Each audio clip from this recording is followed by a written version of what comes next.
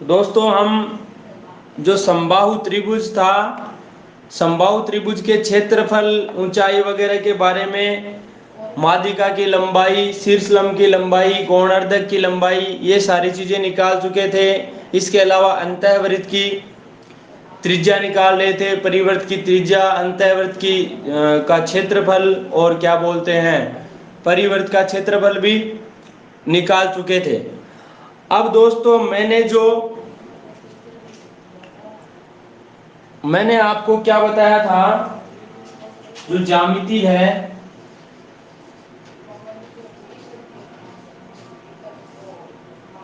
ज्यामिति के 11 पार्ट हो चुके हैं, 12वां पार्ट पढ़ रहे हैं अपन। तो यहां पर हम बात कर रहे थे त्रिभुज कौन सा, समबाहु त्रिभुज है ना। समबाहु त्रिभुज में 4 हमने केंद्र पढ़े थे, 4 केंद्र पढ़े थे। 4 केंद्र कौन कौन से पढ़े थे? एक तो आपका अंतः केंद्र, दूसरा परिकेंद्र, लंब केंद्र और कौन सा, केंद्रक। तो आपका जो समबाहु त्रिभुज है ना मेरे दोस्तों, समबाहु त्रिभुज, तो समबाहु त्रिभुज में होता क्या है, ये तीनों भुजाएं आपकी बराबर होती है। तीनों भुजाएं मतलब ये और ये तीनों ही बराबर होती है। और जब मैं ये एक लाइन खींचता हूं जो क्या करती है, इसको 90 डिग्री यानी लंबवत होती है, लंबवत होती है, तो इसको दो बराबर भागों में भी ये बांट देती है।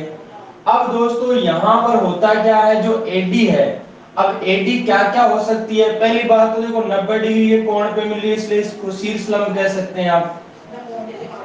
दूसरी बात, ये दो बराबर भागों में भी बांट देती है भुजा को, इसलिए इसको क्या कह सकते हैं, माध्यिका भी कह सकते हैं।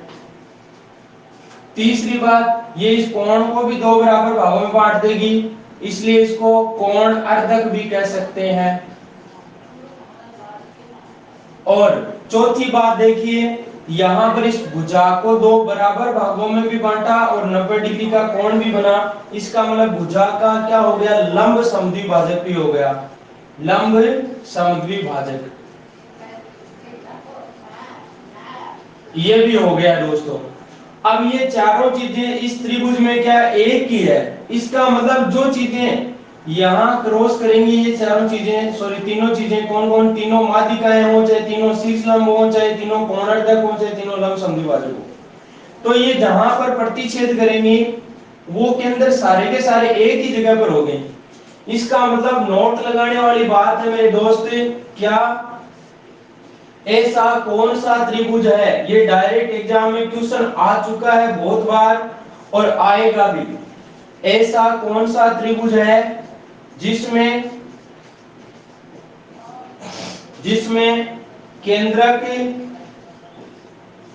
कोमा शीर्ष, सॉरी क्या बोलते हैं, लंब केंद्र कोमा अंतः केंद्र और परिकेंद्र एक ही जगह स्थित होते हैं, एक ही जगह स्थित होते हैं या संपाती होते हैं।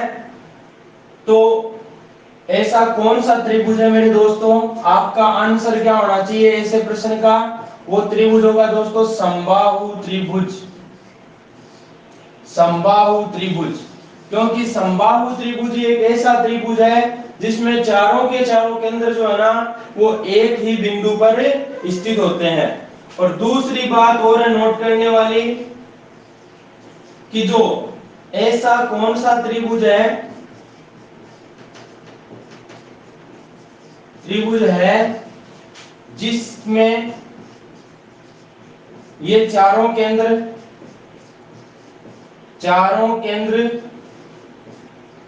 संरेखीय होते हैं, संरेखीय होते हैं। अब संरेखीय होने का मतलब क्या, एक ही रेखा पर होना।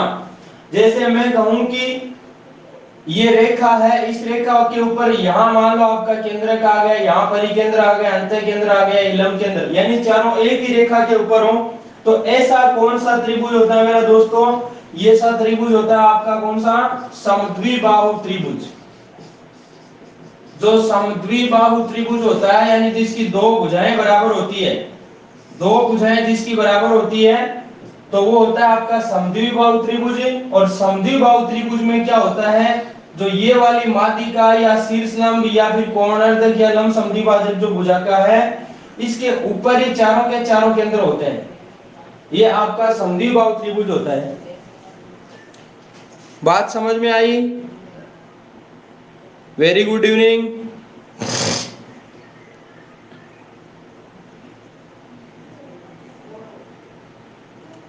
तो ध्यान रखना दोस्तों, अगर आपको कहे कि ऐसा कौन सा त्रिभुज है जिसमें चारों के चारों केंद्र एक ही जगह पर स्थित होते हैं, तो वो त्रिभुज आपका समबाहु त्रिभुज है। और ऐसा कौन सा त्रिभुज है जिसमें चारों के चारों केंद्र एक लाइन पर होते हैं या एक ही रेखा के ऊपर होते हैं या संरेखीय होते हैं, तब आपका आंसर क्या होना चाहिए, समद्विबाहु त्रिभुज होना चाहिए।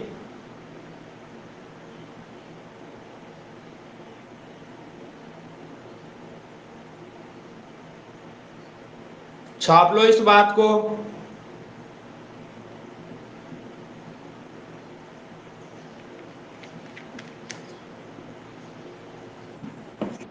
हाँ जी,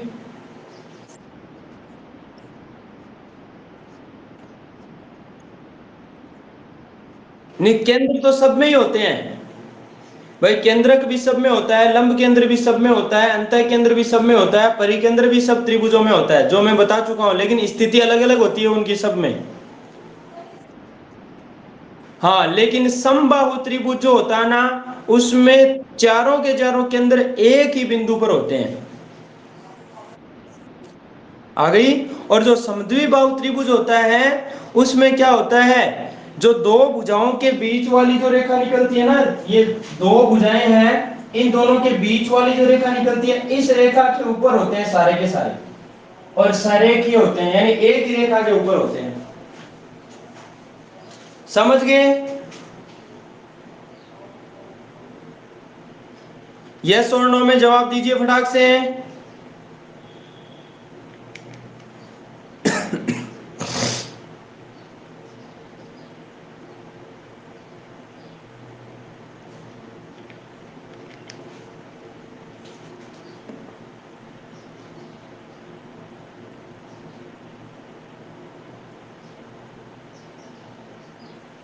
चलें आगे।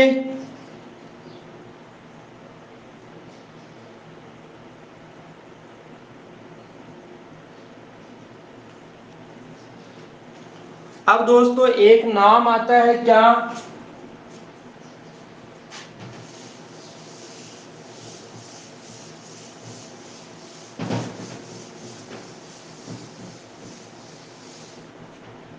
नाम आता है यहां पर एक तुंगता। क्या नाम आता है, तुंगता। ये तुंगता क्या चीज होती है, क्योंकि ये नाम आजकल एग्जाम में आने लग गया है। मैंने हालांकि इसके बारे में अच्छे से बता चुका, इसका सवाल भी मैं करवा चुका, लेकिन इसके बारे में नहीं बताया।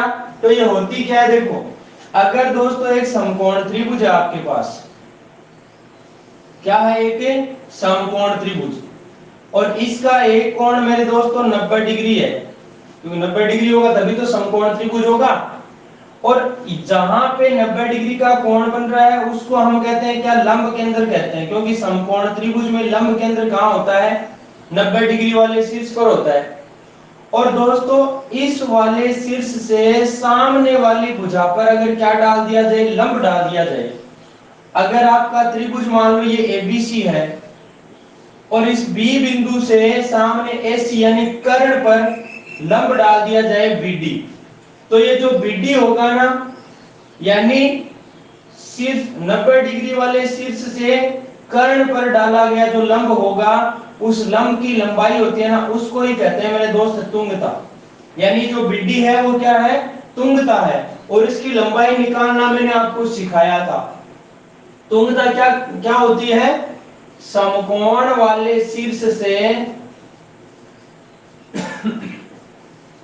समकोण वाले शीर्ष से कर्ण पर डाला गया लंब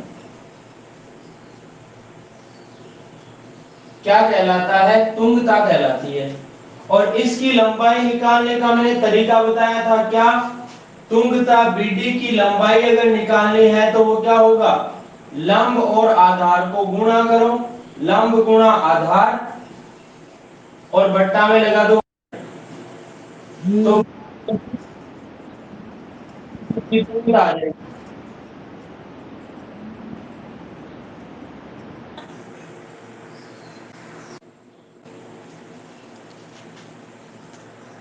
बात समझ में आ गई है क्या दोस्तों। अब एक क्वेश्चन के माध्यम से समझा देता हूं आपको मैं। यहां पर क्वेश्चन आ गया, एक समकोण त्रिभुज एबीसी में, एबीसी में बी बराबर 90 डिग्री,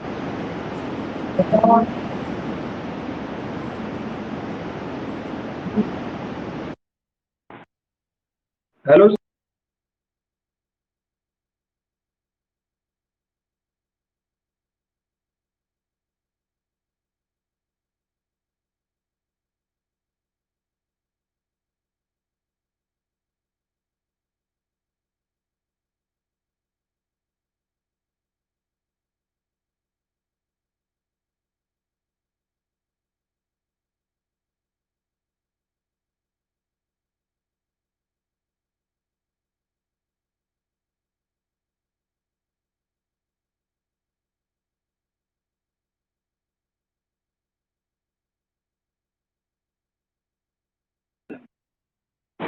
दोस्तों बीच में कॉल आ गया था एक।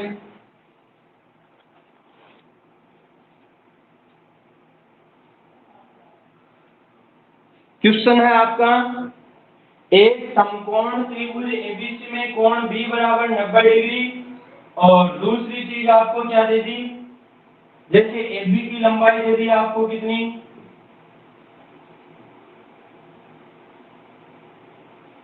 7 सेंटीमीटर तथा बीसी बराबर 24 सेंटीमीटर है, तो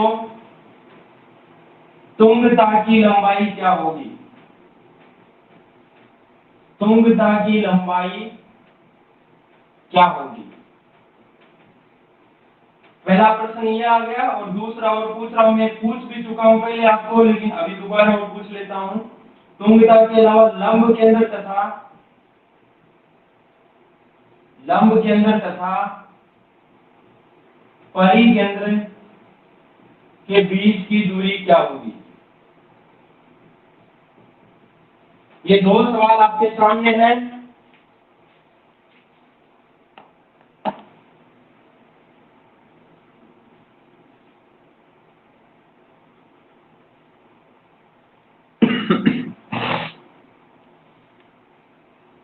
और दोनों ही सवाल आपको करवा चुका हूं, बस तुंगता की जगह मैंने ये लिखा था कि लंब केंद्र से कर्ण पर डाले गए लंब की लंबाई क्या होगी, ये पूछा था।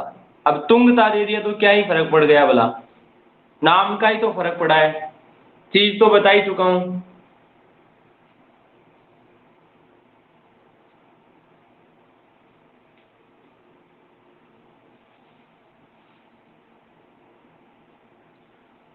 दोस्तों कोई कमेंट वमेंट नहीं आ रहा, क्या हुआ रे, सो गए क्या सभी।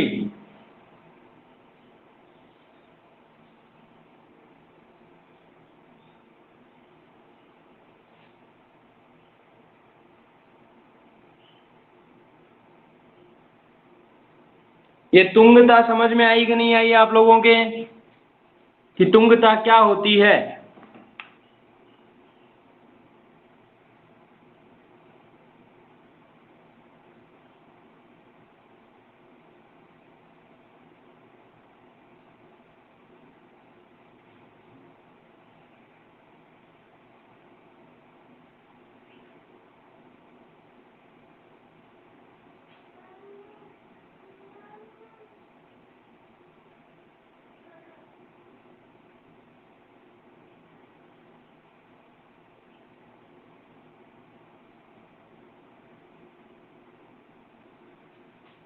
मैं बता दूं क्या,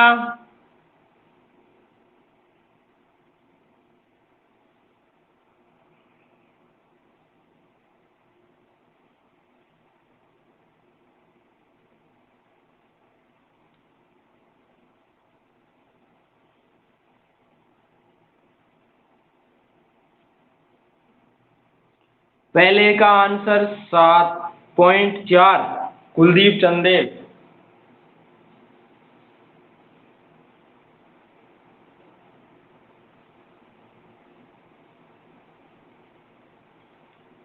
अब देखिए मेरे दोस्तों, तुंगता की लंबाई, आपका देखो डायग्राम बिल्कुल ऐसा का ऐसा बनेगा, जिसमें आपको AB का मान कितना दिया है 7, BC का मान दिया है 24, तो आपका देखो ट्रिपलेट बन रहा है 7 24, तो ये कितनी हो जाएगी 25 हो जाएगी, 7 24 25। बताया था ना ट्रिपलेट बनाना। ये आपका लंब है, तो 7 का स्क्वायर करोगे 49, 24 का 576, दोनों को जोड़ोगे तो 625 आएगा, जो किसका स्क्वायर है 25 का स्क्वायर है, इसलिए ये आ गई 25। तो ये लंब, ये आधार और ये कर्ण, तीनों चीजें आपके पास आ गई है। और तुंगता की लंबाई अगर चाहिए तो तुंगता की लंबाई डायरेक्टली कितनी आएगी मेरे दोस्तों, लंब और आधार को गुणा करो, बट्टा में कर्ण लगा दो। तो लंब और आधार कितने, 7 और 24, दोनों को गुणा कर दिया और बट्टा में लगा दिया 25। तो 24 सत्ता 168 और बट्टा में 25 लगा दिया। अब 25 का जब भाग दोगे इसमें, तो क्या करो, इसको 4 से गुणा कर दो, यहाँ भी 4 से गुणा।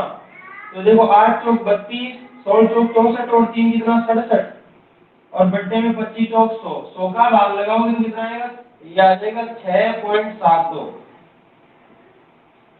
ये सीधा काम किया मैंने, क्योंकि देखो 25 का भाग देते 2 आता, मैंने क्या किया डायरेक्ट 4 के ऊपर नीचे गुणा कर दिया, तो नीचे 100 बन गया। 100 का भाग देना आसान है, क्यों, क्योंकि 1 के बाद में 2 जीरो है, तो पॉइंट के बाद 2 अंक आने चाहिए, 6.72 सेंटीमीटर आ गई तुंगता की लंबाई। दूसरी चीज है लंब केंद्र तथा परिकेंद्र के बीच की दूरी। तो लंब केंद्र तो यहाँ होता है, और समकोण त्रिभुज का परिकेंद्र कहाँ होता है, ये होता है कर्ण का मध्य बिंदु, यानी ये वाला पोर्शन इस वाले पोर्शन के बराबर, ये जो भाग है इसके बराबर होता है। इसको अगर इससे मिला दें तो ये लंब केंद्र और परिकेंद्र के बीच की दूरी आ जाएगी।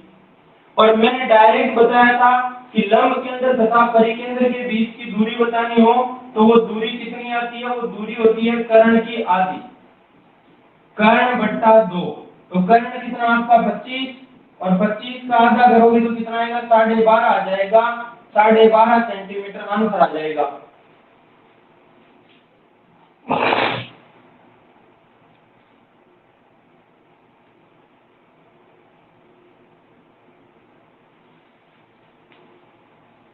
आ गई है मेरी बात समझ में? यस और नो में जवाब दीजिए फटाफट। नरेश का सही था बिल्कुल।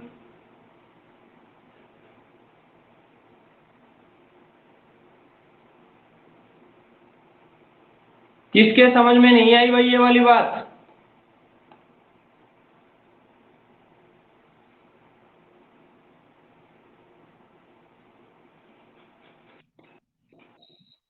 हाँ बताओ।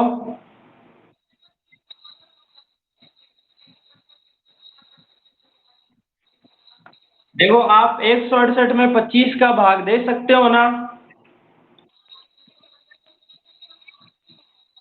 हाँ ये सरल है। तो मैंने क्या किया, नीचे नीचे आप 10 100 1000 ऐसा कुछ बने तो ऐसा बनाना, मतलब कोशिश ये करो आप, जैसे मैं मान लो आपको ये वाली चीज मिटा रहा हूँ यहाँ से, और ये बता भी रहा हूँ, ट्रिक बता रहा हूँ, साथ में समझना मेरी बात को ध्यान से।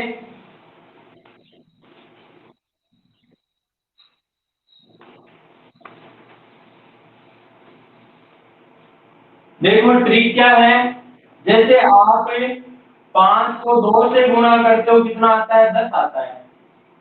25 को 4 से गुणा करोगे तो 100 आएगा। आपका फिगर वो कर लीजिए। 125 को 8 से गुणा करोगे तो 1000 आएगा, और 125 को 16 से गुणा करोगे तो कितना आएगा, 10,000 आएगा। और 3125 को जब आप 32 से गुणा करोगे तो 1,00,000 आएगा। ये है मामला, मतलब 1 के आगे 5 जीरो।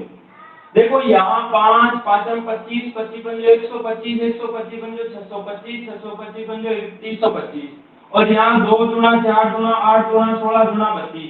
ऐसे मैंने किया तो 5 को 2 से गुणा करते हैं 10 आता है, 25 को 4 से 100, 125 को 8 से किया 1000, 625 को 16 से किया तो 10,000 और 31 से 25 को 32 से गया तो 1,00,000।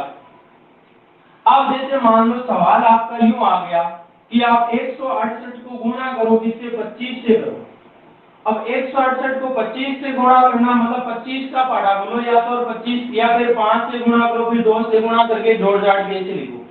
या फिर आप देख लीजिए 25 को जब 4 से गुणा करते हो तो 100 आता है ना, तो मैं इस 25 को क्या लिख दूं, 100/4 लिख दूं, क्योंकि 100 में 4 का भाग दोगे तो बिल्कुल 25 ही आएगा। तो 100/4 लिखा। अब देखो 4 से आपका कट गया कितनी बार, 4 चौक 16, 4 गुणा 8, तो ये 42 आ गया। और 42 को 100 से गुणा करोगे तो 4200 आ जाएगा, और आपको इतना जोड़ नहीं आएगा जितना इसको गुणा करने में आ रहा था। दूसरी बात ये, जैसे मान लो मैंने सवाल ले लिया आपका क्या, मैंने ले लिया 848 गुणा 125, ये सवाल ले लिया कि 848 को 125 से गुणा करो। तो आप देखते हो कि 125 को जब 8 से गुणा करते हैं तो कितना आता है, 1000 आता है। इसलिए आप जो 125 है ना, उसकी बजाय इसकी यहाँ पर कितना लिख सकते हो, 1000/8 लिख सकते हो। अब 8 का भाग देना आसान है कि 125 से गुणा करना आसान, तो आप 8 का भाग ही लगा दो। फिर देखिए कैसे, 8 एकम 8, 4 में जाता नहीं, घुटे बाकी शून्य, तो हो गया 48, 8 छंग 48, ये 106 हो गया। 106 को 1000 से गुणा करोगे तो 106 के आगे 3 जीरो लगा दो, यानी 1,06,000 आपका क्या आ जाएगा, आंसर आ जाएगा। ये वाली बात आप लोगों के समझ में आई कि नहीं आई? इतनी सी बात समझ में आई कि नहीं आई?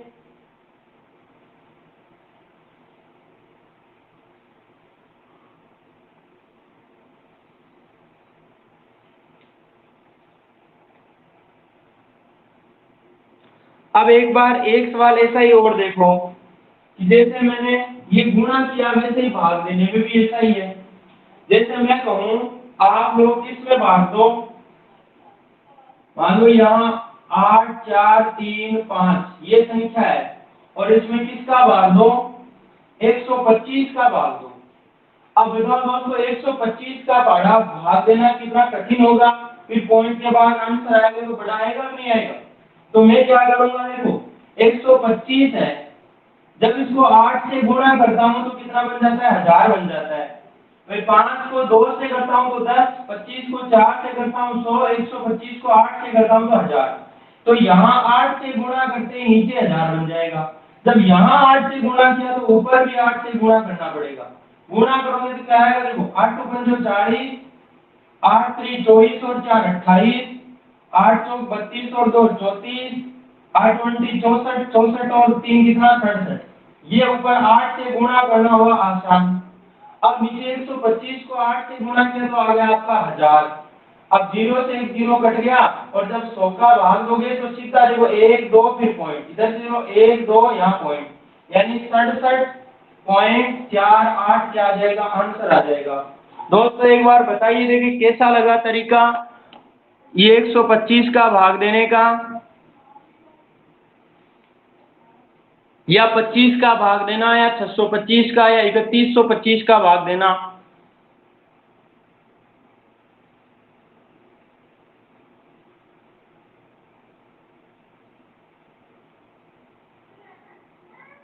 विक्रम सिंह जी जवाब नहीं आ रहा कुछ भी।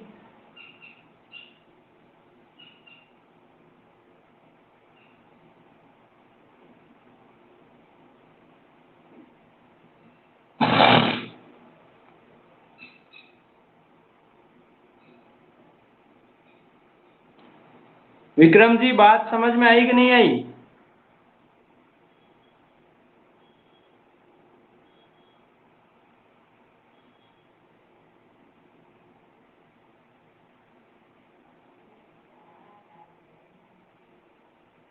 फिर तो ध्यान कभी नहीं जाएगा।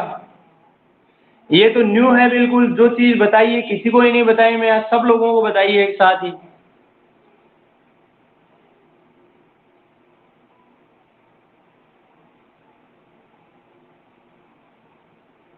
जो मैंने अभी ये बात बताई है, ये वाली बात आपके समझ में आई कि नहीं आई?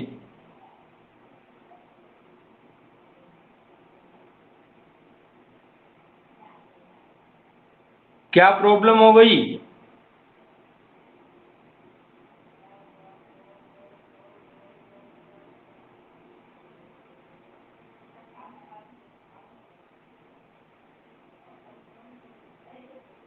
अच्छा, बता नहीं सकते?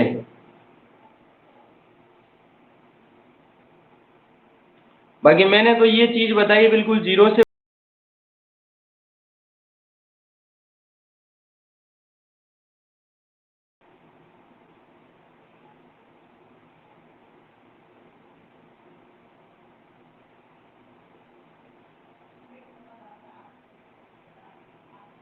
अब दोस्तों एक सवाल देखो, मैं ऐसा इसी पे डिपेंड और देता हूँ, आप लोग मुझे जवाब देना है इसका।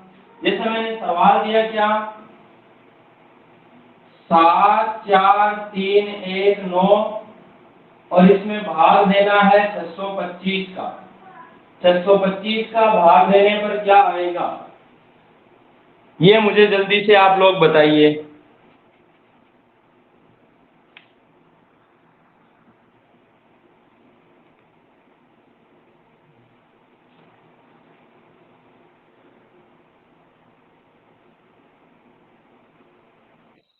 हाँ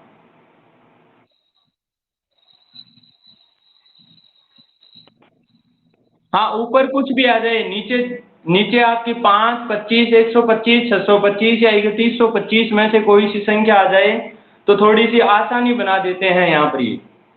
अब एक तो आप 625 का भाग देते हो, या फिर आप 16 से गुणा करके फिर डायरेक्ट 10,000 का भाग देते हो, तो इजी कौन सा रहता है? 8 का भाग। 8 का भाग, 8 कहाँ है? 625 गुणा 16 नहीं है क्या? 16 से गुणा करो, दोनों ऊपर नीचे 16 से गुणा किया तो नीचे तो गुणा करते ही आपको पता 10,000 बनने वाला है। अब ऊपर गुणा करके फिर देखो 4 अंक छोड़ के पॉइंट लगा दो पीछे।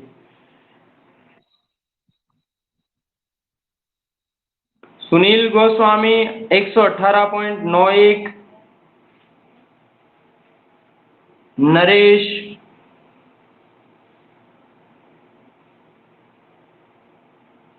कुलदीप, संदीप सेम सेम आ रहा है। देखिए मेरे दोस्तों, समझना ध्यान से। भाई 625 आ रहा है ना, इसका मतलब नीचे क्या बनने वाला है? नीचे 10,000 बनने वाला है। अब 10,000 बना कैसे? जब हमने 16 से गुणा किया तब, तो फिर ये 16 से ऊपर भी गुणा करना पड़ेगा। ऊपर गुणा करो, 16 नम 144 हासिल की 14, 16 एकम 16 और 14 कितना हो गया? 30, 30 का 0 हासिल की 3, 16 की 48 और 3 51 हासिल की 5, 16 तो 64 और 5 कितना? 4 5 9 69 हासिल की 6 और 16 सत्ती 112 और 6 कितना? 118।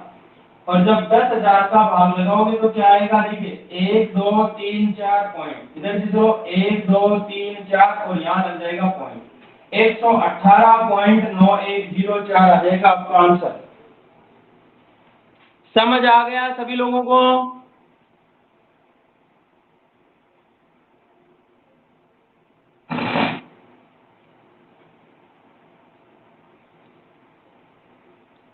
Very good.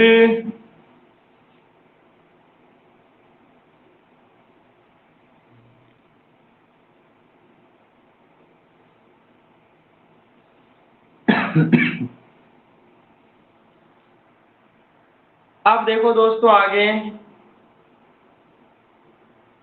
नाइस टिप्स, ये टिप्स चलती रहेंगी बीच बीच में।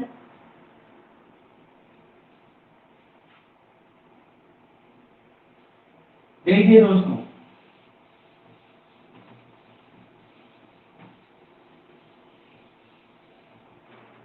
अब एक थ्योरम आती है जिसका नाम है अपोलोनियस थ्योरम, और वो किस काम की है दोस्तों? अगर आपका एक त्रिभुज है और उस त्रिभुज में क्या हो? एक माध्यिका हो मेरे दोस्त, ये माध्यिका है, माध्यिका का मतलब इस भुजा को दो भागों में बांट रही है। ये एबीसी आपका त्रिभुज है और जिसकी एडी माध्यिका, एडी क्या चीज है यहाँ पर, माध्यिका है, माध्यिका है। तो जो अपोलोनियस है वो क्या कहते हैं, अपोलोनियस कहते हैं, एक प्रमेय देते हैं। प्रमेय क्या देते हैं कि जो माध्यिका की दोनों साइड में जो भुजाएं हैं ना, यानी AB, AB का वर्ग प्लस इस साइड में कौन है, AC, AC का वर्ग, इन दोनों का जो वर्ग है वो किसके बराबर होगा, वो 2 बार एक तो वर्ग के बीच में माध्यिका AD, AD का वर्ग प्लस इसका जो आधा BC का आधा ना, यानी BD ले लो चाहे CD ले लो, इस BD का वर्ग होगा। ये थ्योरम दी किसने, अपोलोनियस ने। तो इसे अपोलोनियस प्रमेय बोलते हैं। AB का स्क्वायर प्लस AC का स्क्वायर बराबर 2 बार AD का स्क्वायर प्लस BD का स्क्वायर, मतलब BC की जो आधा है उसका वर्ग, ये वाला। तो ये थ्योरम ध्यान में रखना। इसके साथ ही साथ आपको मैं बताने वाला हूं किसके बारे में, समरूपता के बारे में। तो पहले इस वाली बात का स्क्रीनशॉट ले लीजिए या छाप लीजिए। दो त्रिभुजों की समरूपता बता के इस त्रिभुज को करता हूं कंप्लीट, और उसके बाद करते हैं अपन बात चतुर्भुज की।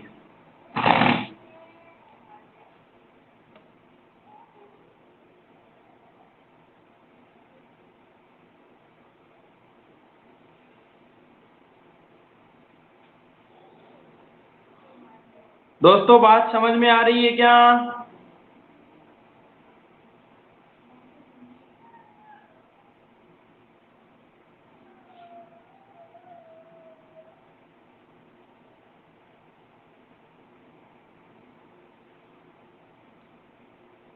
छाप लो फटाक से, चलते हैं फिर आगे। अब देखो इस प्रमेय का फायदा क्या है, इस प्रमेय का फायदा ये है, जैसे आपको एक त्रिभुज की एक तो माध्यिका की लंबाई दे दी और 2 भुजाओं की लंबाई दे दी, तीसरी भुजा की लंबाई आपको पूछ ली, तो आप किस आधार पे बताओगे, इस अपोलोनियस थ्योरम के आधार पे ही बताओगे। जैसे आपको क्या कह दिया, इस AB की लंबाई 5 दे दी, इसकी 6 दे दी और इसकी मान लो 4 सेंटीमीटर दे दी, और आपको पूछ ली कि BC की लंबाई क्या होगी, तो आप कैसे बताओगे, इस प्रमेय के आधार पर बताओगे। कैसे बताओगे मेरे दोस्तों, AB का मान 5 है तो 5 का स्क्वायर करो 25, प्लस AC का मान 6 है तो 6 का स्क्वायर कर दो 36, बराबर 2 बार AD कितना है 4, 4 का स्क्वायर कर दो कितना 4 चौक 16, और प्लस में BD का स्क्वायर, ये आया। अब देखो 25 और 36 कितना हो गया आपका, 5 और 6 11, और 2 3 5, यानी 6 61 हो गया, और ये 2 कहाँ जाएगा इसके भट्टा में, बराबर क्या आ जाएगा 16 प्लस BD का स्क्वायर। तो यहाँ से 61/2 का मतलब कितना हो गया, 2 3 6, यानी 30 गुणा 60 30.5 आ गया, माइनस 16 बराबर BD का स्क्वायर। तो यहाँ से 30 में से 16 घटाते हो तो 14 बचता है, 14.5 आ गया जिसका BD का स्क्वायर आ गया। तो दोस्तों BD का मान अगर निकालना चाहो तो BD का मान क्या आ जाएगा, BD का मान आएगा √14.5, यानी रूट में आएगा, पॉइंटों में जाएगा मामला। और अगर आपको फिर BD का मान 14.5 का रूट आ गया तो फिर BC का मान भी कितना होगा, 14.5 का रूट होगा। बोले तो आपका BD जो BC की लंबाई है वो कितनी आएगी, 2 बार √14.5, यानी इस तरीके से आपका मामला बैठ जाएगा। ठीक है ना, और ज्यादा दिमाग नहीं लगाना है। अब चलता हूं मैं आगे।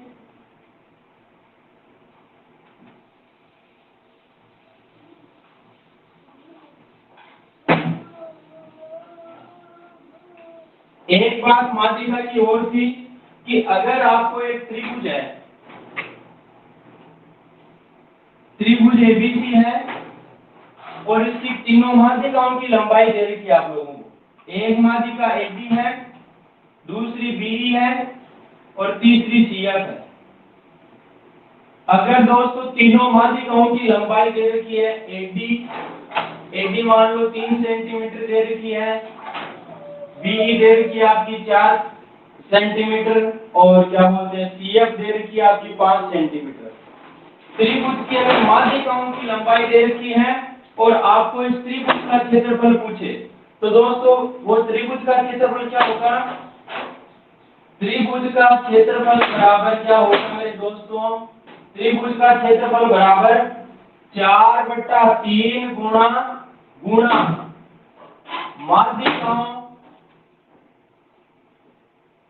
माध्यिकाओं से बने त्रिभुज का क्षेत्रफल। मतलब ये हुआ कि अगर ये माध्यिकाएं तीनों हैं एडी बीई और सीएफ, इन तीनों को अगर मैं ऐसे खड़ा कर दूं तो त्रिभुज बनेगा जिसकी 3 4 5 3 भुजाएं हैं, तो इससे जो क्षेत्रफल आएगा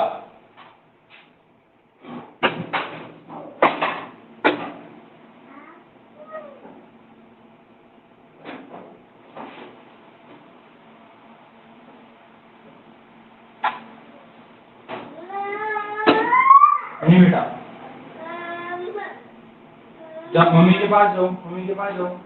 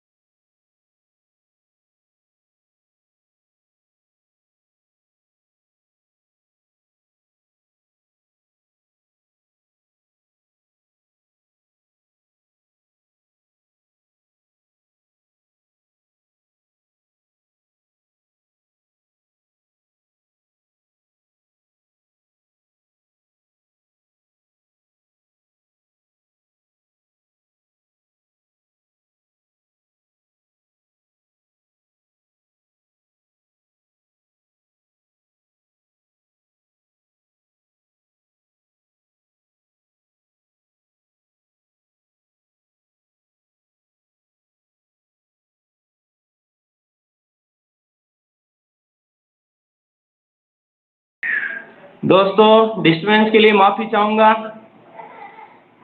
तो यहां पर मैं क्या कहना चाह रहा था, अगर आपको देखिए ये तीनों माध्यिकाओं की लंबाई दे रखी है 3 4 और 5, तो अगर आपको इस पूरे त्रिभुज एबीसी का क्षेत्रफल चाहिए तो डायरेक्ट आप त्रिभुज एबीसी का क्षेत्रफल कैसे निकालोगे? 4/3 गुणा फिर रूट, यहां मैं इसको नाम देता हूं ए, इसको नाम देता हूं बी, इसको नाम देता हूं सी। तो s into S minus A, S minus B, S minus C, ये इस तरीके से क्या आ जाएगा? माध्यिकाओं के थ्रू आपका क्षेत्रफल आ जाएगा त्रिभुज एबीसी का। आ रही मेरी बात समझ में?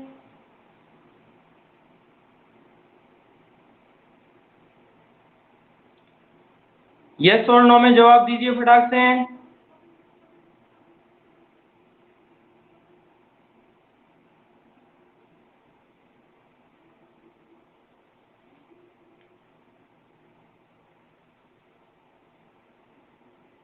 तो तीनों माध्यिकाओं की लंबाई दे रखी है, तो डायरेक्ट आप जैसे आप त्रिभुज का क्षेत्रफल निकाल रहे थे ना हीरोन के सूत्र से, तो उस हीरोन के सूत्र से उस माध्यिकाओं से बने त्रिभुज का क्षेत्रफल निकाल लो और उसको 4/3 से गुणा कर दो, क्या आ जाएगा? उस जो मेन त्रिभुज है, मूल त्रिभुज, उसका क्षेत्रफल आ जाएगा। ठीक है दोस्तों, चलें आगे।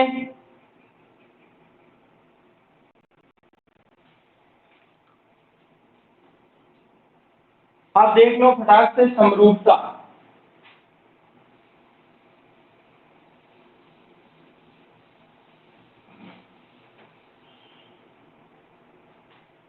अगर दोस्तों बात आती है समरूपता की,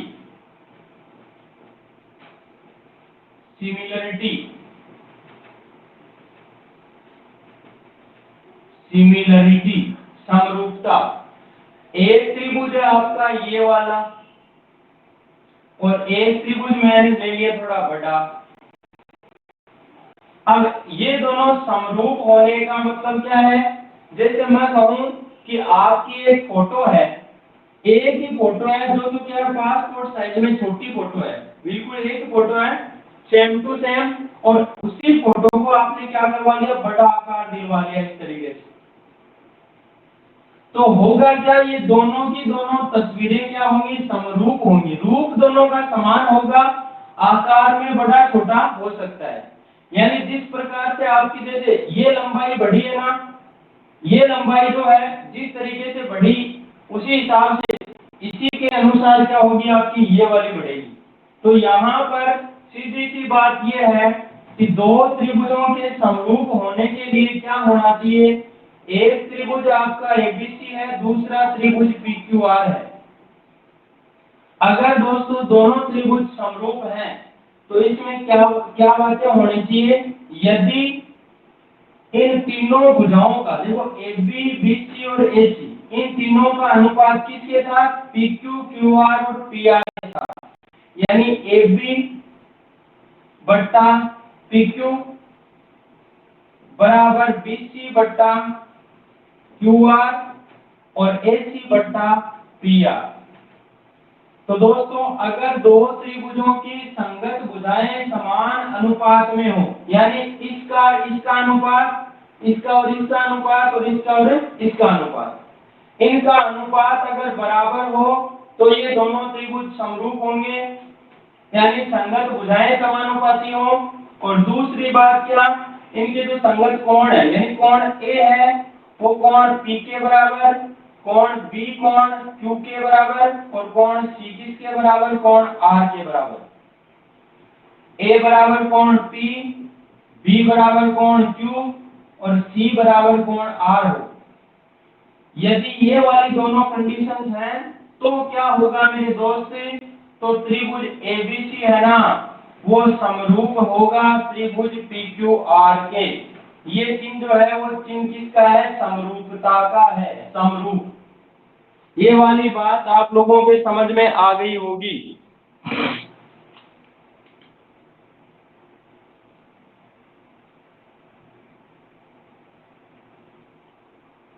अब बताता हूं आप लोगों को कि समरूप जो है इसकी विशेष बात क्या है। विशेष बात यह है दोस्तों कि इनकी संगत भुजाएं, समरूप त्रिभुजों की संगत भुजाएं, भुजाएं हो चाहे क्या बोलते हैं मातृकाएं हो, चाहे शीर्ष लंब हो, शीर्ष लंब को ऊंचाई भी कह सकते हो आप, शीर्ष लंब हो या कोण अर्धक हो, कोण अर्धक या परिमाप, ये समानुपाती होते हैं।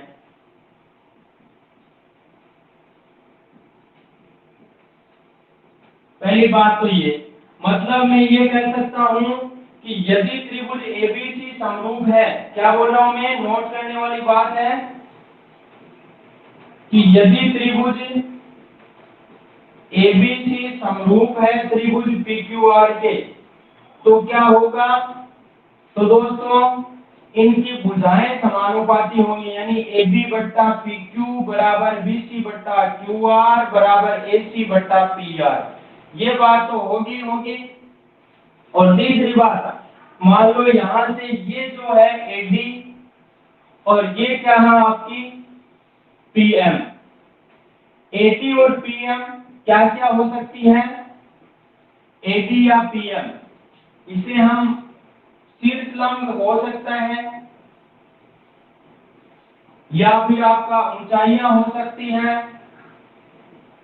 या फिर कोण अर्धक हो सकते हैं, या फिर क्या बोलते हैं माध्यिकाएं हो सकती हैं AD और PM। अगर ये है तो क्या होगा, इनका अनुपात भी इसके बराबर होगा, AD बट्टा PM, इन दोनों का अनुपात इनकी भुजाओं के अनुपात के बराबर होगा। तो दोस्तों मैं ये कह सकता हूं कि समरूप त्रिभुज है तो उनकी भुजाओं का अनुपात उनके शीर्ष लंबों के अनुपात के भी बराबर होगा, ऊंचाइयों के अनुपात के बराबर भी होगा, कोणार्धकों के अनुपात के बराबर। हाँ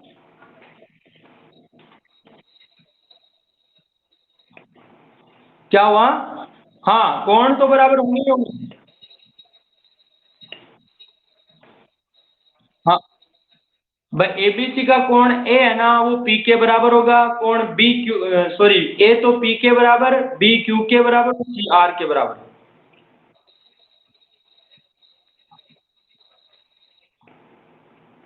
नहीं 60-60 कोई जरूरी नहीं है भाई, मैं तो ये कह रहा हूं कि जैसे ए मान लो आपका 50 डिग्री का है तो बी भी 50 का होगा। ये कोण आपका मान लो 70 डिग्री का है तो ये भी 70 का होगा।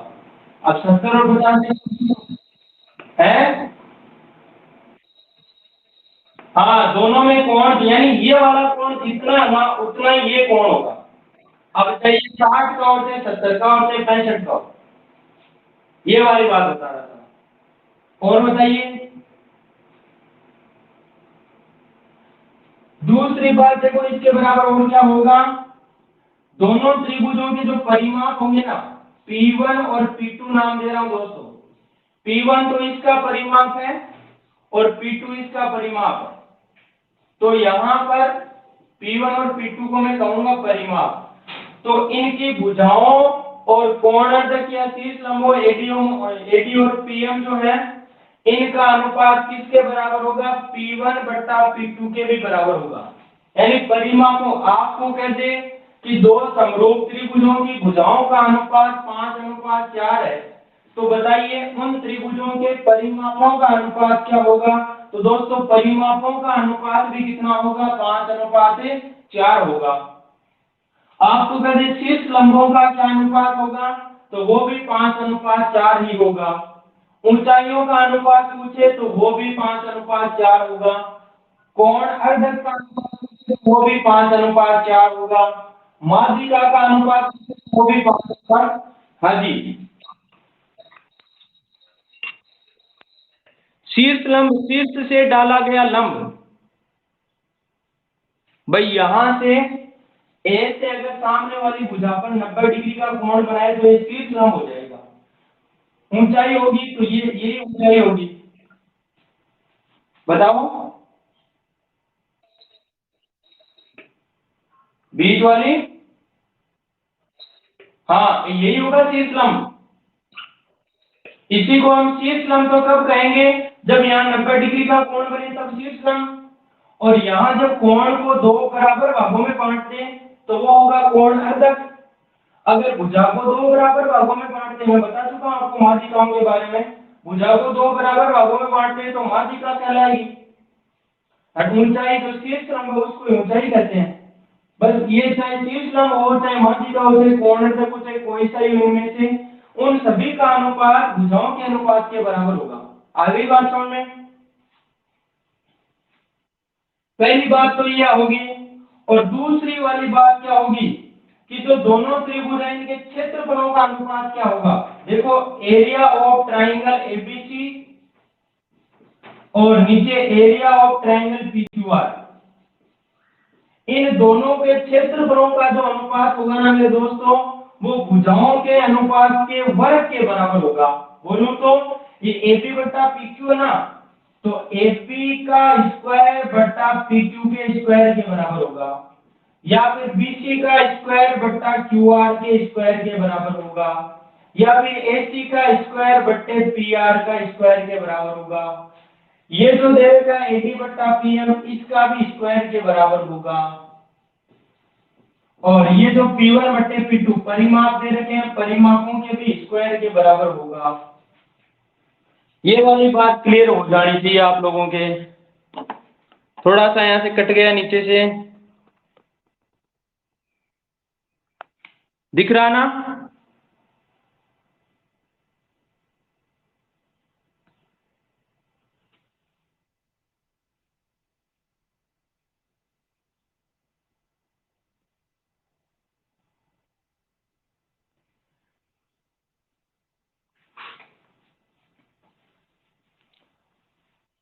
तो दोस्तों मैंने क्या बताया आप लोगों को? मैंने ये बताया कि अगर दो त्रिभुज आपके समरूप हैं, अगर दोनों त्रिभुज समरूप हैं तो उनकी भुजाओं का अनुपात जो है ना, संगत भुजाओं का अनुपात वो बराबर होगा, और उनकी ऊंचाइयों के भी अनुपात के बराबर होगा, शीर्ष लंबों के अनुपात के भी बराबर होगा, कोण अर्धकों के भी अनुपात के बराबर होगा, माध्यिकाओं के अनुपात के भी बराबर होगा, और सब छोड़ो परिमापों के अनुपात के भी बराबर होगा। और बाद में बात करें अगर क्षेत्रफल की, तो दोनों त्रिभुजों का क्षेत्रफल जो है ना, उन क्षेत्रफलों का अनुपात किसके बराबर होगा? इनकी जो भुजाएं हैं उनका अनुपात अगर दे रखा है तो उनके वर्गों के अनुपात के बराबर होगा, परिमापों का अनुपात दे रखा तो उनके परिमाप के अनुपात के वर्गों के बराबर होगा, और इन तीनों चारों चीजों में से जैसे शीर्ष लंब, ऊंचाई, कोण अर्धक, माध्यिका वगैरह दे रखे हैं तो इनके अनुपात के वर्ग के भी बराबर होगा। ये बात मैंने आप लोगों को समझाई है।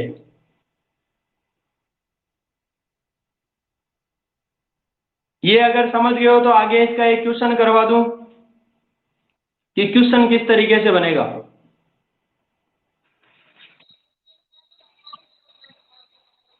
अभी क्वेश्चन करवाऊंगा ना, समझ में आ जाएगा। ये वाली बात तो समझ में आ गई ना आप लोगों के? चलो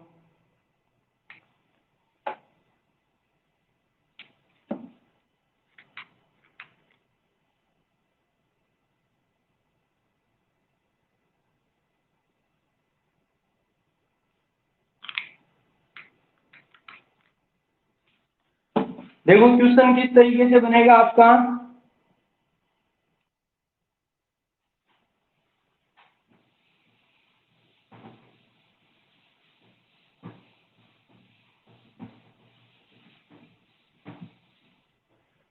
क्वेश्चन इस तरीके से बन सकता है, दो समरूप त्रिभुजों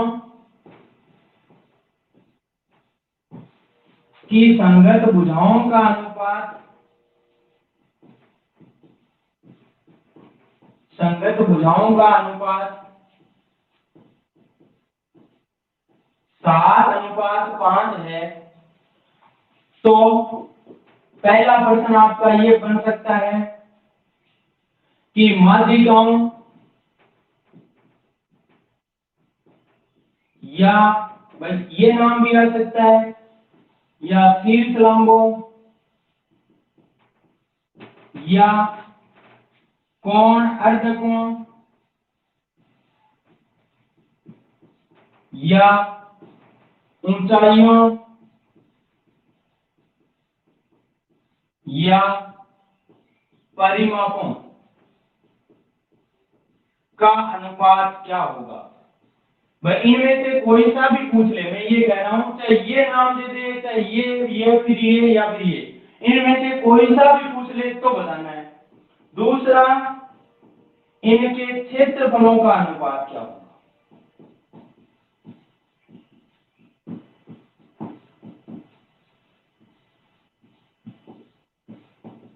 क्षेत्रफलों का अनुपात क्या होगा।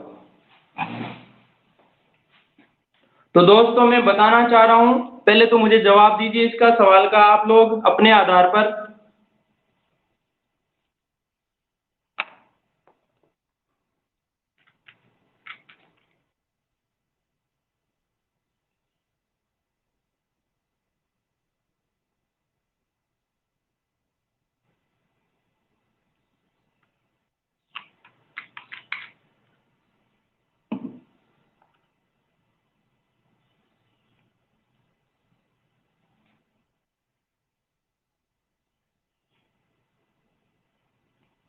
Very good. देखिए दोस्तों, अगर दो त्रिभुजों की, दो समरूप त्रिभुज हैं और उनकी भुजाओं का अनुपात अगर 7:5 दे रखा है ना, तो पहले प्रश्न का जवाब भी क्या होगा, 7:5 ही होगा। चाहे आपको माध्यिकाओं का अनुपात पूछे या शीर्ष लंबों का या कोणार्धकों का या ऊंचाइयों का या परिमापों का, इन सभी का अनुपात भुजाओं के अनुपात के बराबर ही होगा।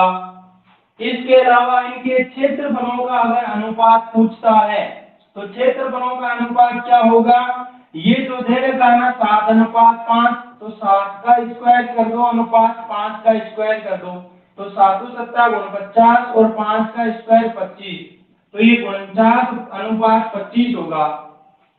और इसका उल्टा अगर मैं पूछूं, जैसे आपको क्षेत्रफलों का अनुपात दे रखा है और आपको इनमें से किसी का भी, जैसे भुजाओं का पूछ ले, माध्यिकाओं, शीर्षलंबों, कोणों, ऊंचाइयों, परिमापों का अनुपात पूछ ले, तो वो क्या होगा, 49:25 दे रखा ना, इसका रूट कर दो मेरे दोस्तों, तो 49 का रूट कितना होगा 7 और 25 का रूट हो जाएगा 5, यानी वापस ये आ जाएगा उल्टा। तो एक क्वेश्चन भी लिख लो साथ में कि दो समरूप त्रिभुजों के क्षेत्रफलों का अनुपात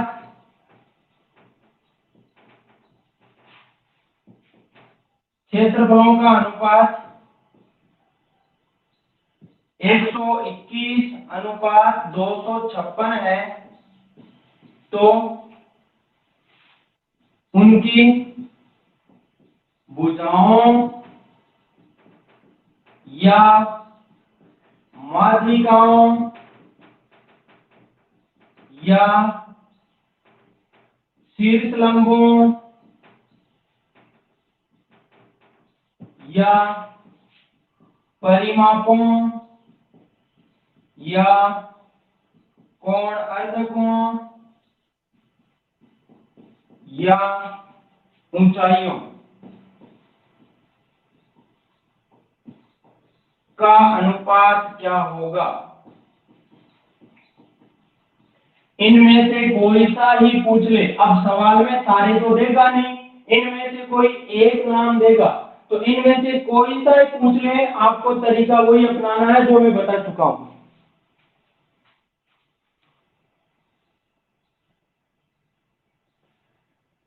वेरी गुड नरेश मेहता, संदीप मेहता, 11:16 आ रहा है, शाबाश जयप्रकाश, स्वामी जी, कुलदीप चंदेल, तरन्नुम, वेरी गुड।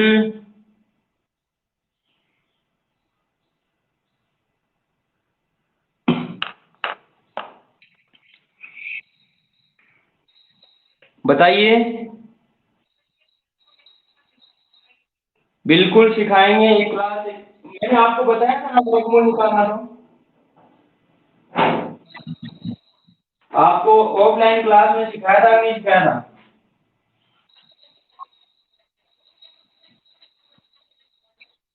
भूलो मत, भूलो मत। ठीक है,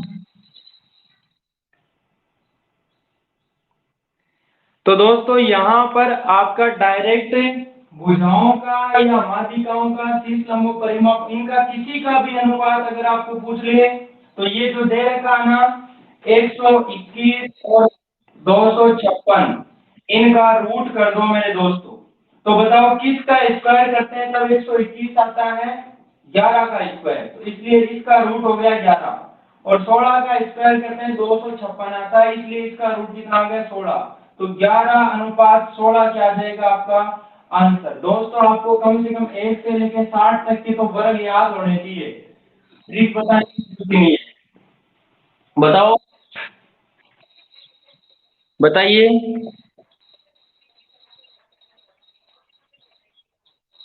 हाँ हाँ करवाइए, बात करवाओ। हाँ बेटा बताइए। कैसे हो बेटा आप? बढ़िया। और पढ़ाई वढ़ाई चल रही है क्या आपकी? शायद करेगी नहीं ऑनलाइन ही पढ़ेगी ये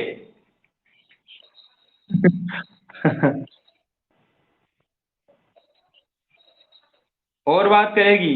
बताओ बेटा, और क्या पूछना चाहते हो आप? हम्म। हाँ बताओ ना। आगामी स्टूडेंट आप ही हो हमारे। हैं? हम बढ़िया हैं, आप सुनाइए।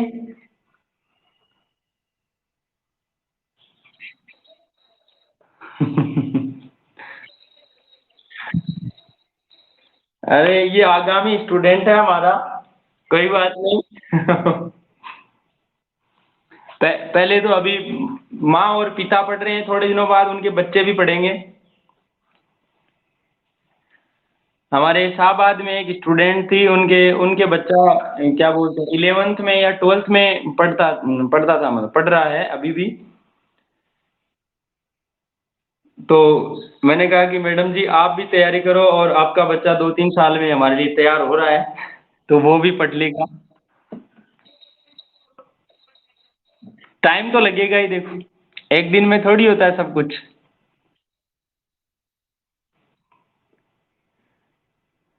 उदय सिंह ने क्या बोला है, फिर भी सर एक बार बताना। उदय सिंह समझ में नहीं आया क्या?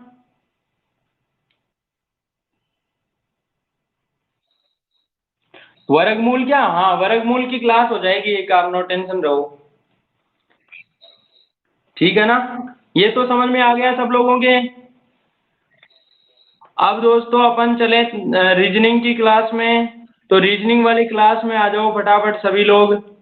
आज हम मैथ्स इतनी पढ़ेंगे, कल अपन चतुर्भुज चालू करेंगे। लेकिन एक बात और बता दूं इसके साथ साथ, 1 मिनट। मैं ये बता रहा था कि दो समरूप त्रिभुज हैं, तो समरूप त्रिभुज के लिए नियम क्या होते हैं, कसौटियां क्या होती है। वो कसौटियां ये होती है दोस्तों, जैसे मैंने वो बताया था ना आपको सर्वांग समता में। तो एक तो आपका ए नियम काम करता है। ए का मतलब तीनों दोनों त्रिभुजों के संगत कोण अगर बराबर है तो ये नियम काम करेगा। डबल ए नियम भी काम करेगा, क्योंकि दो कोण अगर बराबर है, दो कोणों में संगत कोण बराबर है, तीसरा अपने आप बराबर हो जाए, क्योंकि तीनों का जोड़ 180 होता है। तीसरी बात, संगत भुजाएं समानुपाती हैं तो भी समरूप होंगे। चौथी बात, अगर दो भुजाएं और एक कोण बीच का है, बीच का कोण बराबर है और भुजाएं समानुपाती हैं तो भी बराबर, ये मामला आपका बैठ जाएगा। अब कौन से नियम काम नहीं करते, तो एक तो आपका ए नियम नहीं मिलता इसके अंदर, क्योंकि एक भुजा कभी समानुपाती होने का मतलब ही नहीं है। एक भुजा बराबर हो सकती है, समानुपाती नहीं। आरएचएस नियम नहीं होता है इसमें, ये दोनों है। ठीक है ना, बस इतनी सी बात थी और कुछ नहीं है। अब सभी लोग रीजनिंग वाली क्लास में आ जाओ फटाक से।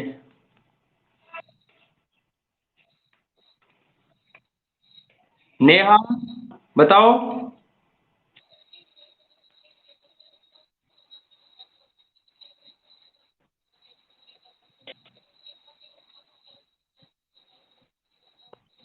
अरे जैसे मैं कहूँ कि दो त्रिभुज है, एक त्रिभुज ये है और एक त्रिभुज ये है, इसका ये कोण इसके बराबर है, ये कोण इसके बराबर है, ये कोण इसके बराबर है।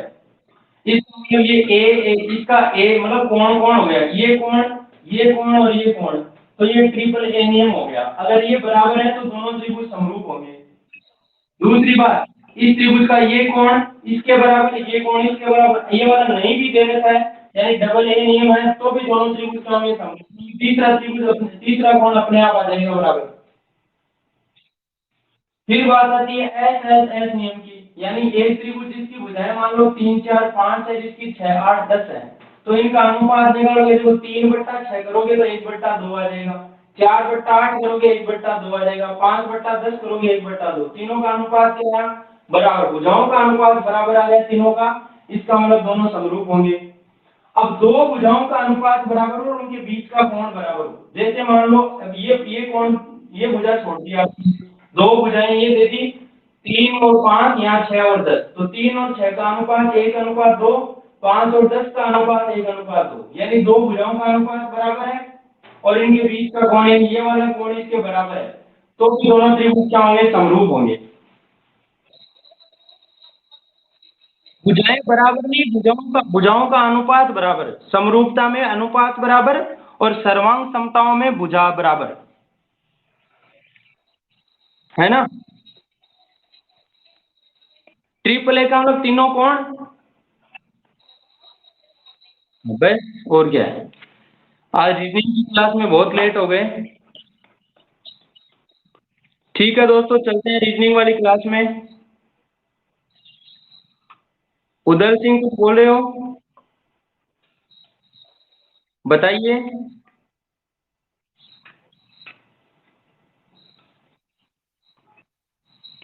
आप कुछ बोल रहे हो?